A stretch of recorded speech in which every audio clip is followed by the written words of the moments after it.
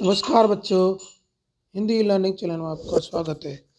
और बच्चों, आज हम पढ़ेंगे शिक्षा निदेशालय की वर्कशीट नंबर 57, विषय हिंदी, पाठ बाघ ललद, जिसकी पुनरावृत्ति चनांत दिनांक 18 नवंबर 2020। बच्चे यहाँ पे अपना नाम लिखें, यहाँ पे अपने शिक्षा अध्यापक का नाम लिखें।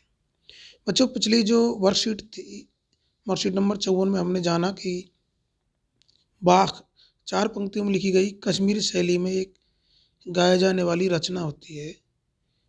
कश्मीरी भाषा की लोकप्रिय संत कवयित्री ललद्य की काव्य शैली को बाघ कहा जाता है। इसकी पाठ की जो कवयित्री हैं ललित, और उनकी जो काव्य शैली थी उसको बाघ कहा जाता है। वाक्य नंबर 2,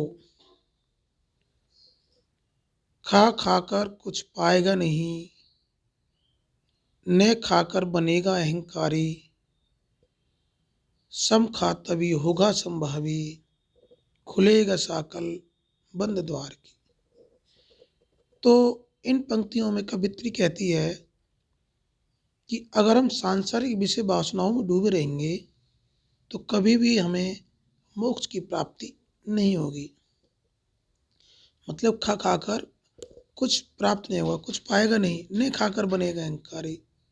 इसके विपरीत अगर हम नहीं खाएंगे, मतलब सांसारिक मोह माया को छोड़कर त्याग और तपस्या में लग जाएंगे, तो इससे भी हमें कुछ प्राप्त नहीं होगा और भोग का पूरी तरह से त्याग करने पर हमें अहंकार आ जाएगा। मतलब नहीं खाकर भी क्या बन जाएगा, अहंकारी, जिसकी वजह से हमें मुक्ति अथवा ज्ञान की प्राप्ति नहीं होगी। इसी वजह से कवित्री के अनुसार दोनों रास्ते क्या हैं, गलत हैं। सम खा तभी होगा समान, समान खाए तभी समभावी समभाव समान भाव आएगा। जब हम सांसारिक भोग लिप्सा में तृप्त रहते हैं तब तो हम सच्चे ज्ञान से दूर ही रहते हैं। इसके विपरीत जब हम त्याग और तपस्या में लीन हो जाते हैं तो हमारे अंदर अहंकार रूपी अज्ञान आ जाता है। इसके द्वारा हम सच्चे ज्ञान की प्राप्ति नहीं कर सकते। इसलिए कवित्री क्या कहती है कि वह हमें बीच का मार्ग अपनाने के लिए कह रही है, जिससे हमारे अंदर वासना और भोग लिप्सा भी नहीं होगी और नहीं अहंकार हमारे अंदर पनप पाएगा। बीच का अगर हम रास्ता अपनाएंगे, यहाँ पे ये कवित्री कहना चाहती है।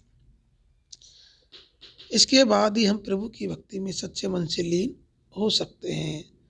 खुलेगी सकल बंद द्वार के, हमारे जो बंद द्वार हैं वो सब हमारे खुलेंगे। किसके लिए, प्रभु के मार्ग की के लिए। तो यहाँ पे बच्चों कुछ प्रश्न दिए हुए, उनको समझना है। कवित्री बीच का मार्ग अपनाने की सलाह क्यों देती है? कवित्री इसलिए देती है कि अगर हम सांसारिक विषय वासना में डूब रहेंगे तो हमें मोक्ष की प्राप्ति नहीं होगी। इसके विपरीत अगर हम सांसारिक मोह माया छोड़कर त्याग तपस्या में लग जाएंगे तो हमें कुछ भी नहीं मिलेगा। इसलिए हमें मुक्ति और ज्ञान की प्राप्ति नहीं होगी। इसी वजह से कवित्री के अनुसार दोनों रास्ते गलत हैं और बीच के रास्ता अपनाने की सलाह देती हैं। बंद द्वार की शकल खोलने के लिए कवित्री ने क्या उपाय सुझाया है? उन्होंने कहा है कि हमें भोग विलास या वासना में लिप्त नहीं होना है और नहीं हमारे अंदर अहंकार को पनपने देना है। हमें सकल द्वार खोलने के लिए प्रभु की सच्चे मन से भक्ति में लीन हो जाना है। कवित्री ने ईश्वर को प्राप्त करने के लिए कौन कौन से दो रास्ते गलत कहे हैं? उन्होंने पहला रास्ता तो अगर हम विषय वासना में डूबे रहेंगे तो कभी भी मोक्ष की प्राप्ति नहीं होगी। दूसरा, अगर हम सांसारिक मोह माया को त्याग कर तपस्या में लग जाएंगे तो इससे भी कुछ होने वाला नहीं है। इसलिए दोनों ही रास्ते गलत हैं। प्रस्तुत वाक्य में कवित्री क्या प्राप्त करना चाहती है? वो कवयित्री सच्चे मन से प्रभु की भक्ति में लीन होना चाहती है। खा खाकर कुछ पाएगा नहीं, नहीं खाकर बनेगा अहंकारी। प्रस्तुत पंक्तियों का भाव स्पष्ट कीजिए। इसमें कवयित्री कहती है खा खाकर कुछ पाएगा नहीं, अगर विषय वासनाओं में लिप्त रहेगा तो कुछ नहीं पाएगा, और नहीं खाकर बनेगा। अगर इनको त्याग भी कर देगा माया मोह का, तो भी क्या बन जाएगा, अहंकारी बन जाएगा। इसलिए कवयित्री बीच का रास्ता अपनाने की सलाह देती है। इसलिए दोनों ही रास्ते गलत हैं। अगर आपने हमारा हिंदी लर्निंग चैनल सब्सक्राइब नहीं किया तो सब्सक्राइब करें। धन्यवाद।